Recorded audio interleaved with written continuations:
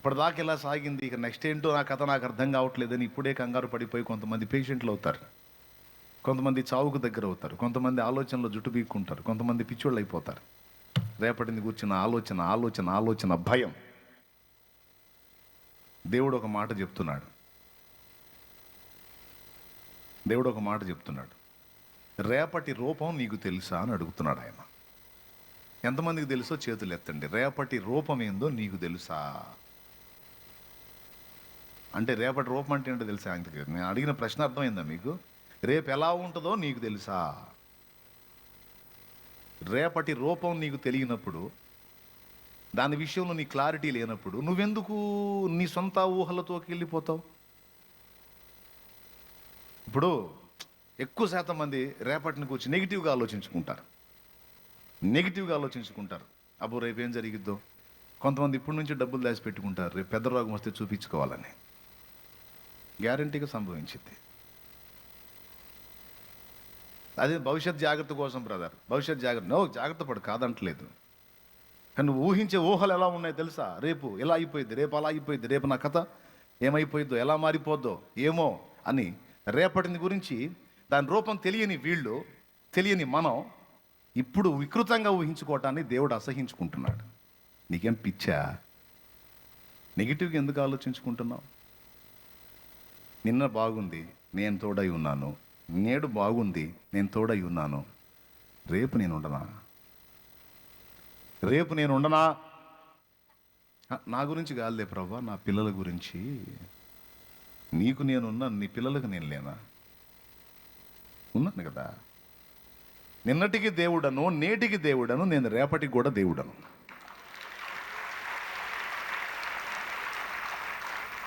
ఇప్పుడు రేపటిని గురించి వికృతంగా ఊహించుకుంటున్నావు. అలా ఎందుకు ఊహించుకుంటావు? నీకు పాజిటివ్గా అంటే నేను రేపు నీకు అనుకూలపరుస్తాను. ఇన్నాళ్ళు నువ్వు పొందిన చేదైన అనుభవాలకు ఆశీర్వాదకరమైన అనుభవాలు ఇక ముందు నేను చూపించబోతున్నాను అని ఎందుకు నమ్మవు? దరిద్రం మొహం వేసుకొని ఎప్పుడు నెగిటివ్ ఆలోచనలు, నెగిటివ్ తలంపులు, నీ బతుకంతే అంతేనా? రేపటి తలపుతో, నేడే కలతతో కృంగుట ఎందుకు అనే ప్రశ్న, కలవరం పడతాం ఎందుకు? చదివాను జాబ్ రాలేదు, ఒరే బాబా రేపు వస్తుంది, ఎల్లుండి వస్తుంది, ఇంకా 2-3 రోజులకు వచ్చింది.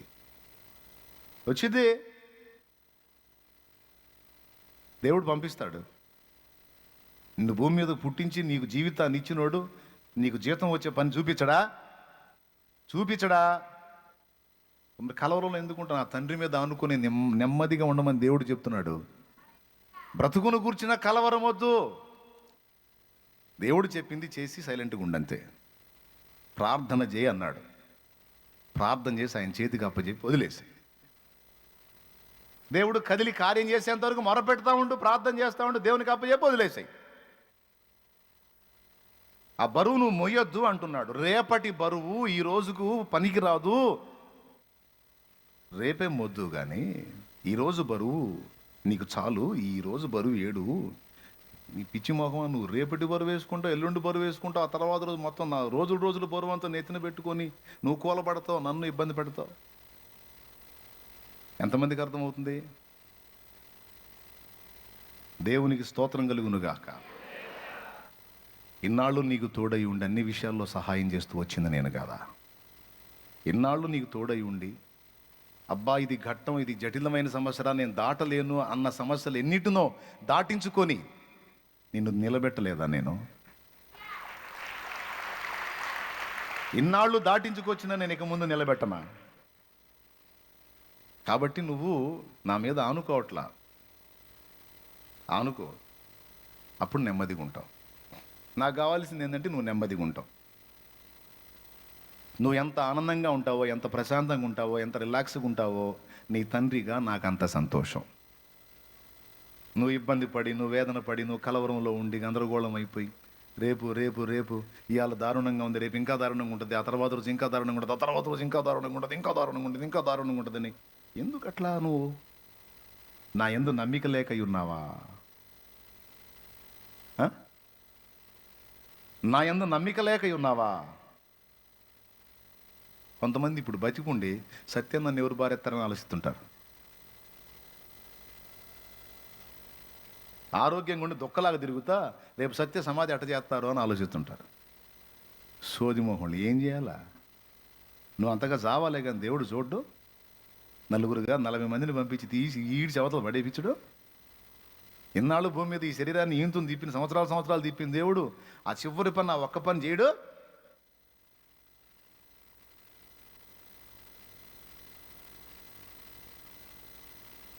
ఓ తల్లి అడిగింది నన్ను, మా వాళ్ళు ముస్లిమ్స్, నేను చచ్చిపోతే నా శవాన్ని మా వాళ్ళకి ఇస్తావా అని అడిగింది. ఎందుకంటే నువ్వేమో చర్చికి వస్తే బాప్తీసం తీసుకుంటున్నావు, బాప్తీసం లేకపోతే పరలోకం లేదు, పాపాలు గడిగేసుకుంటున్నావు, నాకు గడిగేసుకోవాలని ఉంది.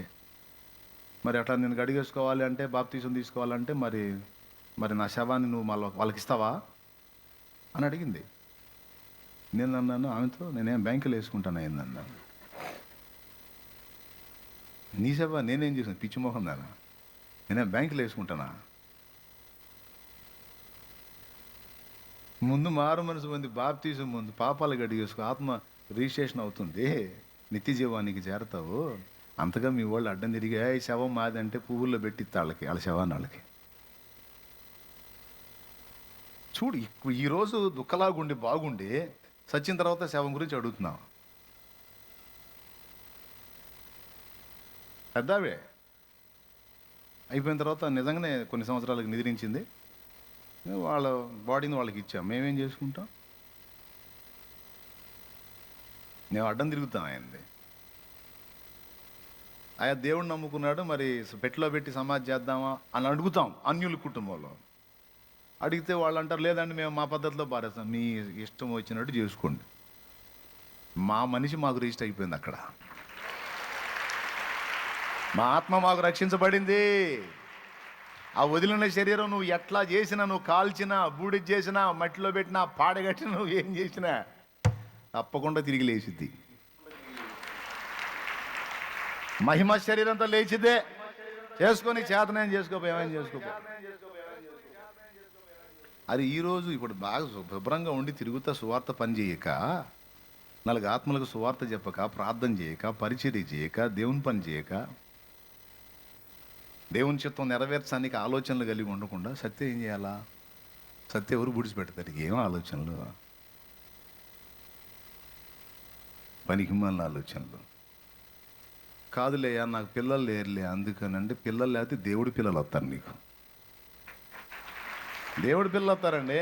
30 సంవత్సరాల విశ్వాస జీవితాన్ని కాపాడుకున్నాడు ఇక్కడ గోపాలస్వామి అని ఒక ఆయన, పెద్ద ఆయన. 30 సంవత్సరాలు సమాజంలో ఎవరో రక్షింపబడినప్పుడు ఆయన రక్షింపబడి నాటి నుంచి నేటి వరకు అలాగ విశ్వాస జీవితంలో జీవించాడు. సంతతి లేదు, భార్య లేదు, ఒంటరిగాడు. ఎంతో ప్రేమించాడు నన్ను, నా కోసం ప్రార్థించాడు. ఆయన తమ్ముడి పిల్లలు, కుటుంబం ఉన్నారు. ఏనాడు కూడా నేను చనిపోతే నా గతి ఏంటన్న ప్రశ్న నాకు వేయలే ఆయన. నాకు పరిచయమైన కొద్ది కాలంలో నేను కనపడ్డప్పుడు రోడ్డు మీద పోతుంటే పిలిచి ఓ పాట పాడించుకునేవాడు. ఇదిగో ఈ పాట పాడవా అని ఆ పేపర్ ఇచ్చేవాడు, పాడేవాడిని. 30 సంవత్సరాలు దేవుని అందు విశ్వాసం ఉంచి దేవుని ప్రేమించిన వ్యక్తి పెద్ద ఆయన, 70 ఏళ్ల ఈడు గలవాడు పైన. నీ అనుభవంలో ఏమైనా చెప్పు పెద్ద ఆయన అంటే చెప్పేవాడు. ఆయనే నాకు చెప్పింది, మన విశ్వాస జీవిత ఆరంభంలో మనం పిల్లి పిల్లలం, ఆత్మీయ జీవితంలో ఎదిగిన తర్వాత మనం కోతి పిల్లల్లాగా ఉండాలన్న మాట చెప్పింది ఆయన. ఏందో నాకు అర్థం కాలా అన్న. అర్థం కాలేదా? మళ్ళీ చెబుతా. మన విశ్వాస జీవితంలో ఉన్నప్పుడు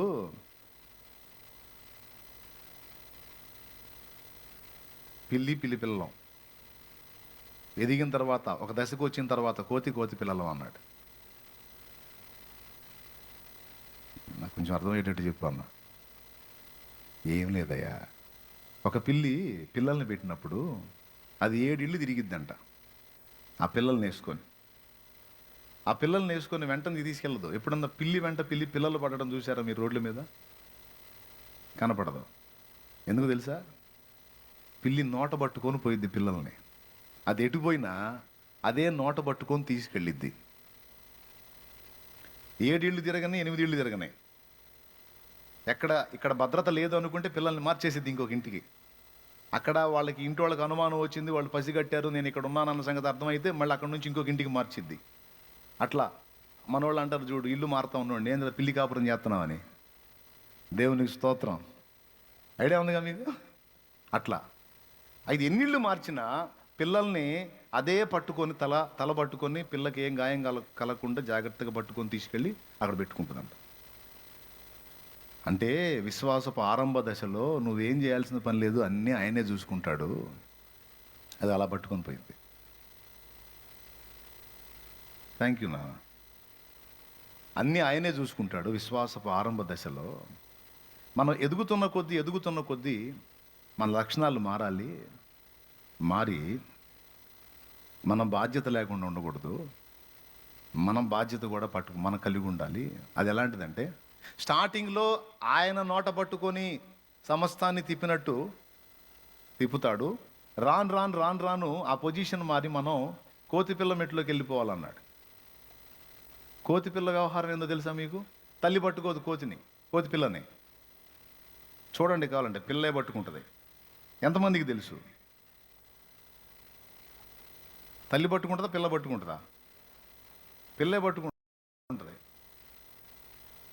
కోతి ఎప్పుడన్నా తన పిల్లని ఇటు పెట్టుకొని చెట్టు ఎక్కడం చూసారా? అస్సలు పట్టించుకోదు అది. ఈ పిల్ల బట్టిది ఒక పట్టు.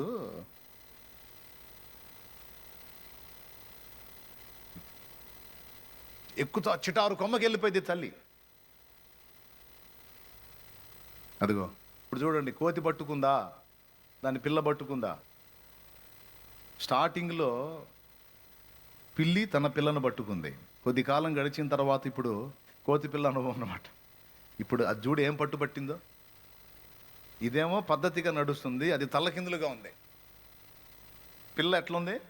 తల్లకిందులుగా ఉంది. కానీ ఇటు 4 కాళ్ళతో 2 చేతులు 2 కాళ్ళు లాగా మొత్తం పట్టుకొని ఏం పట్టిందో చూడు. ఆ పట్టు ఎంత గట్టిగా పట్టిద్దంటే, ఇక ఎంత ఎత్తు గోడలైనా దూకిద్ది, ఎంత చిటారు కొమ్మకైనా ఎక్కిద్ది. దీన్ని పట్టించుకునే అవసరం లేదు, ఎందుకంటే పిల్ల గట్టిగా పట్టుకుంది. విశ్వాసంలో స్థిరత్వం అలా ఉండాలి అనే దానికి సంకేతంగా మాట్లాడాడు.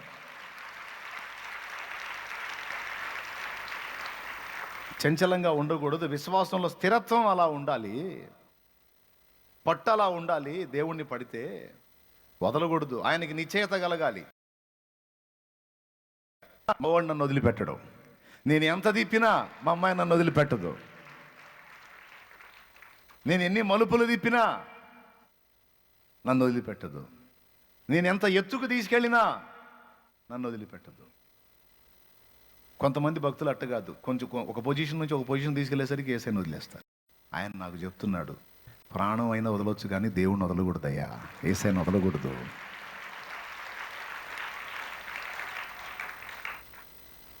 చూసారా పోలికి ఎట్ట పోల్చి చెప్పాడు? పిల్లి పిల్లలంట, కోతి పిల్లలంట. ఆ రెండింటి పట్టును చూపించి మాట్లాడాడు నాతో. పెద్దోళ్ళ మాటలు అనుభవాలతో కూడి ఉంటాయి. ఆయన సంతానం లేని ఆయన, ఒంటరి. ఏ రోజు నిద్రించాడో తెలుసా? ఆయన కరెక్ట్గా శనివారం రోజు నిద్రించాడు. ఆదివారం రోజు ఆయన సమాధి కార్యక్రమం వచ్చేటట్టు దేవుడు చేశాడు. సంఘం అంతా పోయారు.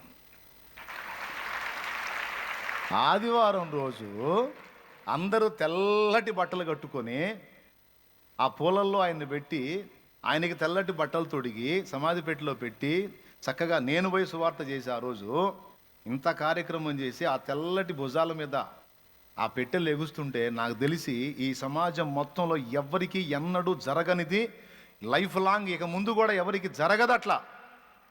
ఈ సమాజం మొత్తంలో ఎవరికి జరగనంత అద్భుతంగా ఆయనకి జరిగింది కార్యక్రమం.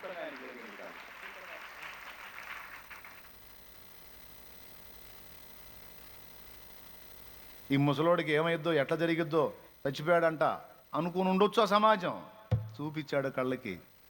మీకు దేవుడిని నన్ను నమ్ముకున్నాడని మీకు ఒకవేళ ద్వేషానికి కారణం అయితే కావచ్చు, కానీ నా బిడ్డ అతను నా బిడ్డ, నా బిడ్డను నేను ఎలా చేసుకుంటానో మీరు చూడండి అని చూపించి దేవుడు కార్యం చేశాడు. అట్లాగా చావు గురించి అయినా, బ్రతుకు గురించి అయినా, పిల్లల ఫ్యూచర్ గురించి అయినా, నీ ఫ్యూచర్ గురించి అయినా, ఆరోగ్య స్థితిగతులను గురించి అయినా, రేపు రేపు రేపు రేపెట్లా రేపెట్లా రేపెట్లా రేపెట్లా రేపెట్లా ఒక్కటే రేపు గురించి నువ్వు ఆలోచించాల్సింది ఆత్మరక్షణ గురించి. రేపు గురించి నువ్వు ఆలోచించాల్సింది నిత్య జీవంలో నీకు దేవుడిచ్చే బహుమానాన్ని గురించి నువ్వు ఆలోచించాలి, పాటుపడాలి, జాగ్రత్త పడాలి. ఉద్యోగం గురించిన రేపటి, పెళ్ళిని గురించిన రేపటి, పెటాకులను కూర్చిన రేపటి, పిల్లల్ని కూర్చిన రేపటి, ఈ ఒక రేపట్లు ఉన్నాయి. అర్థమైందా? పిల్లల భవిష్యత్తును కూర్చి రేపటి ఆలోచనేనన్నయ్య చాలా కృంగదీస్తుంది నన్ను. ఎందుకమ్మా? పిల్లలకి ఇంతవరకు జాబ్ రాలేదన్నయ్య, రేపు వాళ్ళ భవిష్యత్తు ఏందో ఏం అర్థం కావట్లేదు.